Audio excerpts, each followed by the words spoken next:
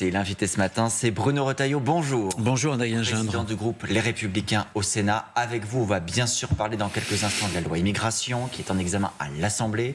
On va parler également des suites de l'attentat de samedi à Paris. Juste un petit mot d'abord qui est lié indirectement à une partie de ces sujets. L'aide médicale d'État. Un rapport a été remis en début de semaine au gouvernement, signé par Claude Évin et Patrick Stefanini, les Républicains. Il se trouve que ce rapport estime que l'AME est globalement maîtrisée, mais mérite d'être adaptée. Le Sénat avait proposé sa transformation. Bon, finalement, pas besoin. Non, on a proposé de l'adapter justement. On a proposé de transformer l'AME, qui encourage l'immigration, en une AMU pour la restreindre aux soins d'urgence. Le rapport dit que l'AME n'apparaît pas comme un facteur d'attractivité pour les candidats à l'immigration. Eh bien, vous ne l'avez pas complètement lu, parce que le rapport, malgré tout, dit deux choses. Ou alors vous voulez lire ce qui vous arrange dans le rapport? Non, le rapport dit tout simplement que cela doit être à l'origine, l'AME, justement, d'à peu près 10% de l'immigration clandestine. Donc, vous savez, actuellement, on a sur l'AME 460 000 bénéficiaires. 10%, c'est déjà pratiquement 50 000. Oui, c'est énorme. On est loin de 100%. Et elle dit bien aussi que pour les pathologies qui sont très lourdes, par exemple pour les greffes, pour la dialyse, alors là, c'est une incitation à l'immigration. Donc ça ne change rien. Vous savez pourquoi on a fait l'AMU plutôt que l'AME? Et le rapport le dit d'ailleurs. Le rapport médical d'urgence plutôt que de médical d'État. Exactement. Pourquoi est-ce qu'on a restreint? Le rapport dit très très bien, c'est une confirmation de ce que nous voulons faire, que la France avec l'AME se situe en tête de tous les pays européens et même du monde entier. Donc c'est un appel d'air. Et on a voulu simplement ramener la France dans la moyenne de ce que font les pays voisins, les pays européens, pour qu'il n'y ait pas de cet appel d'air. Alors venons-en à la forêt qui est cachée derrière cet arbre de l'AME, c'est bien sûr le projet de loi immigration dans sa globalité. Vous l'avez rappelé, un texte a été voté au Sénat après modification par les sénateurs de votre majorité. Il se trouve qu'il est examiné à l'Assemblée, qu'il a déjà été remodifié dans l'autre sens en commission des lois, à l'initiative de la majorité présidentielle. Est-ce que vous, ce matin, vous appelez les députés de votre famille et plus globalement à voter contre ce texte à l'Assemblée nationale? Ce texte est un texte qui a totalement dénaturé le travail du Sénat. C'est un texte de mesurette, c'est un texte laxiste. J'appelle bien sûr nos députés, mais ça j'ai pas de doute, à s'y opposer. Mais j'appelle surtout les députés macronistes dans la majorité présidentielle à le retravailler pour faire en sorte que ensemble on puisse parvenir à donner une vraie réponse à l'immigration. Tous les Français, 75% des Français, y compris une majorité de Français de gauche désormais, pensent qu'il y a trop d'immigration en France. Ce texte a totalement détricoté le texte du Sénat. 31 articles, le tiers des articles ont été supprimés et beaucoup ont été affaiblis. Je peux donner quelques exemples. Il y aura plus de régularisation, donc plus d'entrées avec ce fameux article. Parce que la disposition sur le titre de séjour métier en tension a été remodifiée. Et il y aura moins d'expulsions parce qu'ils ont à nouveau assoupli les mesures de protection qui nous empêchent, vous savez, d'expulser des individus dangereux et parfois qui ont commis des crimes. Mais Bruno Retailleau, vous êtes parlementaire, vous êtes, j'imagine, attaché au travail parlementaire. Vous avez fait vos modifications, l'Assemblée est libre de faire les siennes. Est-ce que vous dites ce matin, le texte du Sénat, c'est à prendre ou à laisser, il faut le voter tel quel, conforme? Non, ce que je vous dis, c'est que vous avez raison, le parcours parlementaire, c'est un match à plusieurs manches. Il y a eu une première manche au Sénat. Maintenant, il y a une seconde manche, qui est la manche à l'Assemblée nationale. Mais dans cette manche-là, il y a deux mi-temps. Il y a la commission des lois, puis il y a le travail en séance publique. Qui va commencer lundi. Moi, j'espère encore. Écoutez, moi, je suis dans l'opposition. J'ai toujours considéré que, même dans l'opposition, il fallait être utile aux Français. C'est ce que nous avons fait au Sénat. Ce texte est inutile. Ce texte ne permettra pas de reprendre le contrôle de l'immigration, du désordre migratoire. Donc j'espère encore que, au moment justement de la séance publique, les députés vont se ressaisir. Mais vous pensez vraiment que Gérald Darmanin a envie de faire un texte inutile? Vous dites que le texte est inutile. Il n'est pas sincèrement engagé pour lutter contre l'immigration illégale? Le problème, c'est pas Gérald Darmanin qui fait un texte. Il le propose au départ. Ensuite, le texte, il est voté. Il est voté par des députés. Or, le problème de Gérald Darmanin, c'est pas tellement le problème de LR. Le problème de Gérald Darmanin, c'est sa propre majorité. Vous savez parfaitement que le président de la commission des lois, Sacha Houlié, c'est l'aile gauche. Et il y a une aile droite. C'est le en même temps. Le problème, c'est que le en même temps, sur les sujets régaliens, et notamment sur l'immigration, ça ne marche pas. Mais ou c'est blanc, ou c'est noir. Sur le parcours parlementaire, on doit donc bien comprendre de ce que vous nous dites que le Sénat, que vous êtes prêt à des concessions, que vous êtes prêt à abandonner des éléments que vous avez votés au Sénat. On n'est pas des greffiers. Ce que je veux dire, c'est que c'est pas une seule mesure qui serait abandonnée, qui peut compter pour nous. C'est la cohérence d'un ensemble. On a voulu tenir compte de principes. On veut moins d'entrées, plus de sorties. Donc moins de régularisation, et plus d'expulsions. On veut aussi que la loi française soit respectée. On a rétabli le délit de séjour irrégulier pour dire qu'on ne peut pas entrer en France clandestinement par réfraction. Et ça, les députés, pour l'instant, en commission des lois, ils l'ont supprimé.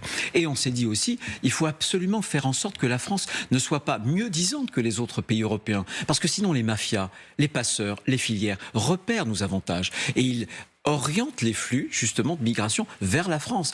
Donc, en matière de regroupement familial, de soins gratuits, de droit d'asile, etc., il faut reprendre la main. Or, encore une fois, les députés ont réactivé les pompes aspirantes. Un tout petit point de procédure. Une fois que le parcours parlementaire se sera poursuivi, à un moment intervient ce qu'on appelle la CMP, la commission mixte paritaire. 7 députés, 7 sénateurs, on est 7 semaines d'accord. Voilà, et pas mal de parlementaires de droite, puisque la composition du Sénat vous donne aussi cet avantage-là. LR sera en position de force à ce moment-là pour négocier, pour discuter, pour pouvoir parvenir à ses fins. Écoutez, on verra. Simplement, une CMP ne peut pas tout réécrire. J'en ai l'habitude et je crois que tout va dépendre du texte qui va sortir de l'Assemblée nationale. Ou le texte qui sort de l'Assemblée nationale, de la séance publique, pas de la commission des lois, il est assez proche du texte du Sénat. Alors c'est possible de trouver un accord, ou alors il est très loin, et on ne trouvera pas d'accord en CMP. Une CMP ne peut pas tout réécrire, ça n'est pas possible. Une CMP est là pour négocier des ajustements, mais pas pour refaire tout le travail, toute la trajectoire parlementaire. Vous avez évoqué le contenu du texte, il se trouve que Gérald Darmanin le fait aussi en vous lançant un appel à la responsabilité. Il a eu ces mots en début de semaine à propos de ceux qui éventuellement ne voteraient pas ce texte immigration. Il dit qu'ils auront une responsabilité immense, ils empêcheraient d'expulser des délinquants étrangers radicalisés. Est-ce que vous êtes prêt à l'irresponsabilité? Non, ce qui serait irresponsable, c'est de voter le texte tel qu'il a été prévu aujourd'hui et détricoté par la commission des lois. On parle d'expulsion. On a été très très radicaux au Sénat pour faire en sorte qu'on ne connaisse plus ce qu'on a connu, par exemple, avec l'assassinat du professeur Dominique Bernard. Je vous rappelle qu'il y a des individus qui ont commis des crimes de sang qui ne sont pas expulsables en France, par exemple, parce qu'ils sont arrivés avant l'âge de 13 ans. On a supprimé, nous. On a supprimé toutes ces exceptions, toutes ces protections. Et les députés en ont réintroduit certaines. Donc, en matière d'expulsion, le texte du Sénat, il est le mieux disant. C'est ça la vérité. Il ne faut pas mentir avec les Français. Il reste des dispositions dans le texte de l'Assemblée qui permettent ces expulsions. Oui, mais notre texte est beaucoup, beaucoup mieux disant. Je vous assure. Le mieux, il faut... le mieux le plus. Mais bien sûr. Mais pourquoi? Tout simplement qu'on le voit bien. Les Français sont stupéfaits quand ils voient qu'on ne peut même plus aujourd'hui renvoyer à leur pays d'origine un certain nombre d'individus qui sont radicalisés, qui sont très dangereux, tout simplement parce qu'il y a une jurisprudence de la Cour européenne des droits de l'homme qui dit mais attention, parce qu'en Russie, ils ne pourraient peut-être pas bénéficier d'un procès équitable. Qu'est-ce qu'on fait aujourd'hui? Qu'est-ce qu'on fait? Est-ce qu'on protège la société française ou est-ce qu'on protège les terroristes? Moi, j'ai fait mon choix. Le texte du Sénat, il a fait son choix aussi. Alors, parlons-en justement. Et revenons en détail sur les conséquences de l'attentat de samedi à Paris. Je voudrais d'abord avoir votre éclairage sur des mots que vous avez eus chez nos confrères du Parisien hier. Vous dites « L'État est incapable d'empêcher que nos rues se transforment en coupe-gorge ». Incapable parce qu'il ne le veut pas ou parce qu'il ne le peut pas juridiquement aujourd'hui? Les deux. Je pense que ce qui est terrifiant aujourd'hui, c'est que vous êtes jeune, vous avez 16 ans, vous allez à un bal populaire et vous êtes confronté à la mort. Là, vous parlez de vous êtes un professeur. Bon, même si vous avez vu que nos confrères du Parisien hier se faisaient l'écho d'une version qui pourrait être différente, qui pourrait être celle d'une altercation dans la soirée, sans qu'il s'agisse. Il est mort. Le professeur Dominique Bernard, dans un lycée, il est mort, etc. Et toutes les morts n'ont pas une cause unique. Le touriste allemand, oui, mais écoutez, on enchaîne. Là encore, il y a 24 heures, un mort, un jeune, à nouveau. Mais c'est une chronique qui devient banale, et ça, on ne peut pas s'y accoutumer. Ce que je veux dire, c'est qu'il y a un manque de volonté. Le problème, notamment d'Emmanuel Macron, du progressisme en général, c'est que l'angle mort, c'est vraiment le régalien. Moi, je demande une révolution pénale. Il faut une révolution pénale. Il faut des courtes peines, des doubles peines qu'on a réintroduites, des peines minimales, et notamment pour les mineurs. Les emprisonner, ne pas attendre 20, 30 délits pour arriver au crime. Les emprisonner avant sur des prisons qui sont spéciales, qui ne sont pas les mêmes que les autres prisons, pour pouvoir leur donner une butée, comme lui dit très bien un très grand pédopsychiatre, le professeur Maurice Berger. C'est cela qu'il faut faire. Donc, il n'y a pas de volonté. Mais aussi, il y a des problèmes. Il y a des problèmes avec des jurisprudences, notamment vous le relevez, notamment du Conseil constitutionnel aussi, sur la rétention de sûreté, par exemple. Est-ce que ça veut dire que vous êtes, de ce fait, en raison de la jurisprudence du Conseil constitutionnel, opposé à titre personnel à la rétention de sûreté?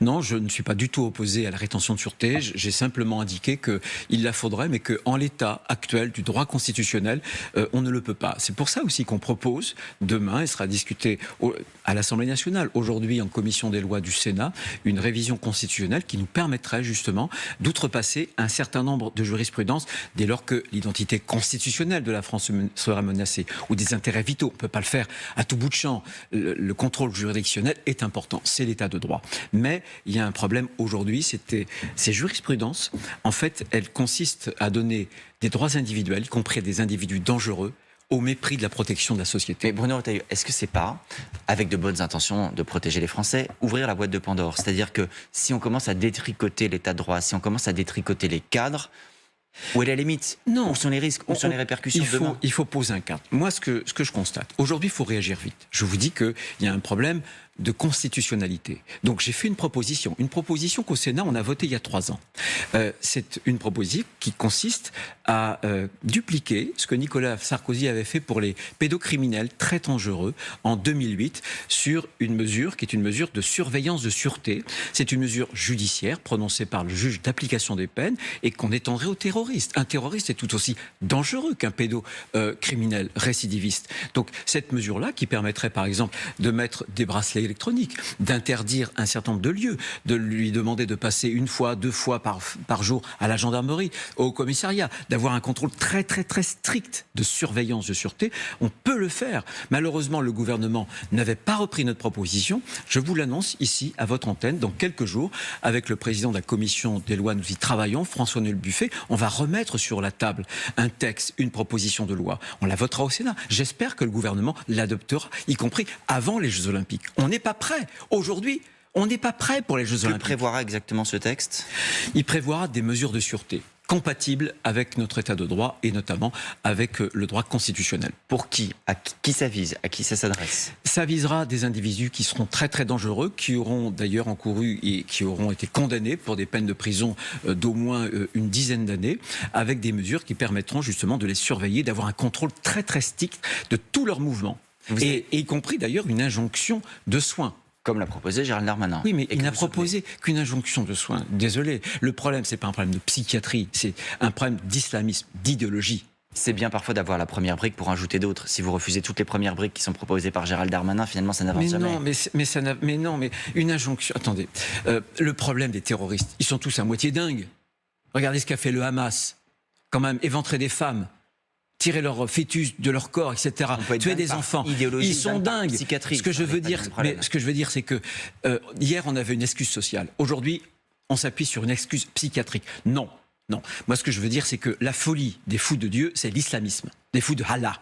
Voilà. Donc ne confondons pas tout. Et je pense que l'injonction de soins, ça peut être utile. Mais nous allons la réintégrer dans un corpus de mesures qui ira bien au-delà et qui permettra de verrouiller justement ces individus qui sont dangereux pour notre société. Si je vous ai bien compris, Bruno Retailleau, je voudrais que vous, pour être sûr, vous avez dit mesures judiciaires. Ça veut dire que c'est un juge qui prononce la mesure. Ça veut dire que vous ne pouvez pas garantir que l'enfermement ou le suivi sera prononcé tel que vous le souhaitez. Le juge restera libre de sa décision. Je m'explique. Aujourd'hui, vous avez ce qu'on appelle des MICAS, des mesures individuelles, qui sont des mesures administratives, de contrôle, de surveillance. Mais là encore, le Conseil constitutionnel a dit non, on ne peut pas les prolonger trop. C'est 1 an plus une année renouvelable, grosso modo. Ça, c'est très efficace. C'est l'autorité administrative, le préfet, par exemple, qui la déclenche. C'est la voie la plus simple et la plus rapide. Oui, mais sauf que ces individus peuvent pas être surveillés pendant 1 an. Il faut 3 ans, 5 ans. Et donc, seul le juge d'application des peines, pour être compatible justement avec la jurisprudence du Conseil constitutionnel, ça marche ça. Le juge d'application des peines peut prononcer ce genre de mesures. C'est ce que nous allons présenter. Et ça sera un package qui permettra l'injonction de soins, mais qui permettra par exemple des mesures coercitives, le bracelet électronique, venir à la gendarmerie, venir au commissariat, interdire de fréquenter des lieux, interdire de fréquenter des personnes. Mais donc, on est dans une société... au juge. Mais sinon, je vais vous dire, on ne parviendra pas, avant les Jeux Olympiques, à faire quoi que ce soit. Moi, je propose une solution réaliste, une proposition rapide. Mais je pense, là aussi, encore une fois, nous ne sommes pas prêts pour les Jeux Olympiques. Il faut que, puisqu'il va y avoir... Il y a déjà des dizaines d'individus dangereux, de terroristes, qui ont été remis dans la nature. Jean-François Ricard. Qui est Jean-François Ricard? C'est le procureur près du parquet antiterroriste. Il l'a dit lui-même, ce sont des bombes humaines. Donc il faut les contrôler. il faut les contrôler par ces mesures-là. Moi, je serais aussi favorable pour des mesures expérimentales, vraiment très dirigées sur les Jeux Olympiques, de reconnaissance faciale, comme avaient fait les Anglais d'ailleurs, parce que sinon, on risque gros. Mais vous nous dites tout ça parce que vous craignez que les Jeux Olympiques soient l'occasion de nouveaux attentats en France. Vous considérez que la sécurité des Jeux Olympiques n'est pas garantie aujourd'hui? Absolument. Je considère que gouverner, c'est prévoir, c'est anticiper. On n'anticipe jamais rien ici. Avec Emmanuel Macron, eh bien, anticipons, faisons en sorte que ces individus qui sont dans la nature, qui sont dangereux, pour lesquels on n'a pas suffisamment de personnel, notamment de renseignement, de policiers, de gendarmes pour les surveiller, on les surveille avec des mesures efficaces, et qu'on ait aussi un certain nombre d'autres outils, y compris numériques, très ponctuels, très expérimentaux, pour que le faciès de ces gens dangereux soit enregistré et qu'on puisse les détecter à tout moment. Uniquement pour la durée des JO? Voilà, en tout cas une expérience, parce que là encore ça pose des problèmes de droit. Mais vous voyez bien que moi je suis pour l'état de droit. Simplement l'état de droit, je vais vous dire, il doit protéger la société française. Et aujourd'hui, un certain nombre de jurisprudences échappent, si j'ose dire, à l'état de droit. C'est-à-dire qu'au nom des droits individuels, on protège les terroristes plus que la société française. Ça ne va pas. C'est une contrainte aujourd'hui, l'état de droit, pour vous? Mais ça peut ne pas être une contrainte. Simplement, il faut l'adapter. Moi, je vais vous dire, cette discussion, je l'ai eue après, par exemple, les attentats. Au Sénat, on a déplacé le curseur entre les libertés publiques et la sécurité. Le curseur, on l'a déplacé vers la sécurité, un peu moins vers les libertés publiques. C'est ça le travail législatif. Et je pense que dans une société, quand le contexte change, quand c'est de plus en plus dangereux, il faut que l'état de droit s'adapte aussi dans un certain nombre de cadres, évidemment, qu'il faut respecter.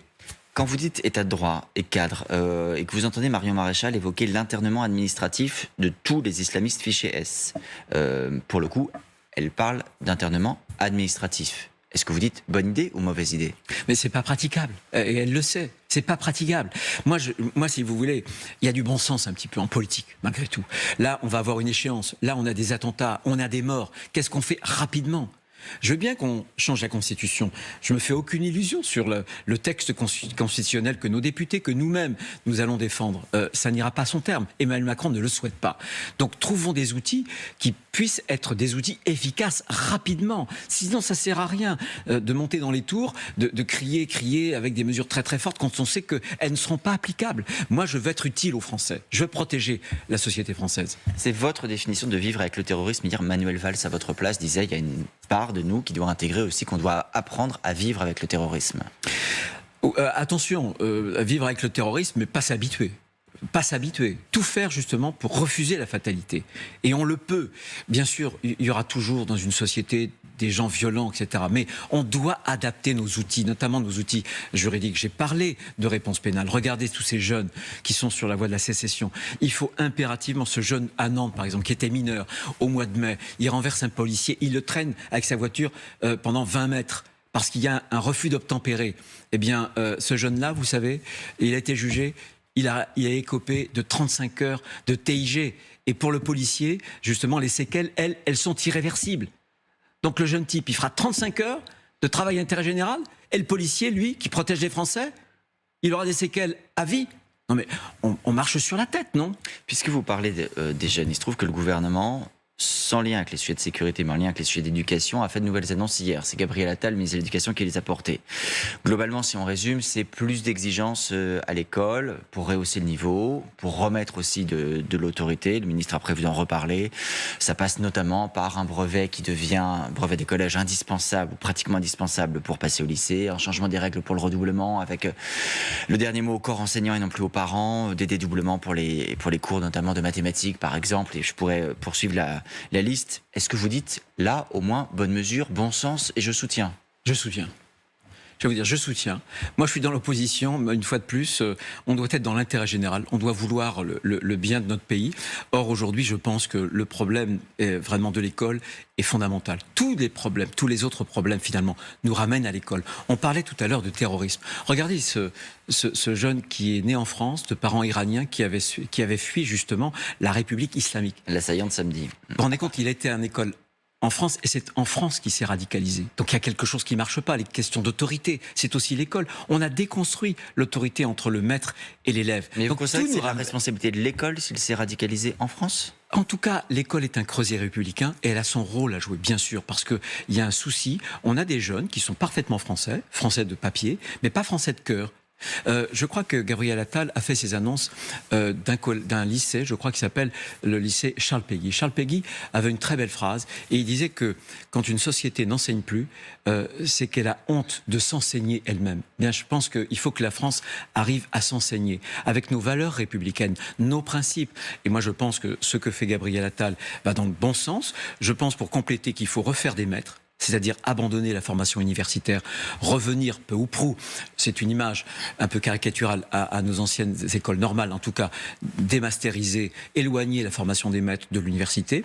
Et deuxième chose, il faut vraiment donner beaucoup plus d'autonomie, beaucoup plus. Vous savez qu'un rapport de la Cour des comptes disait que les chefs d'établissement, seulement 2% de leurs décisions étaient prises en parfaite autonomie. Ça ne marche pas. Dans une société complexe comme la nôtre, il faut vraiment donner beaucoup d'autonomie aux chefs d'établissement. Et moi, je propose la création d'écoles publiques gratuites, autonomes. On a compris que le progressisme n'était pas votre tasse de thé au cas où on aurait... Pas vraiment. Pas vraiment. Juste vous non, mais en Bruno tout cas, ça va Retailleau. dans le bon sens. Vous employez, Bruno Retailleau, l'expression français de papier. Est-ce qu'en disant ça ce matin, vous n'envoyez pas aussi un signal à une partie de nos compatriotes de dire vous n'êtes pas des vrais Français, nous ne croyons pas que vous puissiez vous intégrer dans la communauté nationale? Est-ce qu'il n'y a pas aussi une responsabilité politique dans le clivage, dans les fractures? Non, quand je dis ça, c'est que je constate simplement qu'il y a une partie de nos jeunes compatriotes qui n'arrivent pas à aimer la France.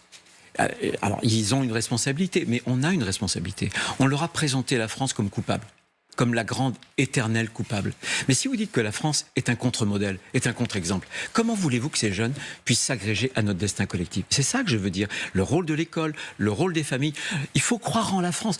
Est-ce qu'on a encore suffisamment de force intérieure pour se poser en modèle? Moi, je veux que la France se pose en modèle. C'est un beau modèle, la France. On n'a pas à s'excuser. Au contraire, on a fait de tellement belles choses dans le monde et pour l'humanité. Les grandes œuvres culturelles, c'est ce qu'on doit enseigner encore. Non? Dans ceux qui croient en la France, en 10 secondes, Bruno Retailleau, parce qu'on arrive à la fin, il y a les chasseurs emmenés par Willy Schran qui veulent une liste ruralité aux européennes.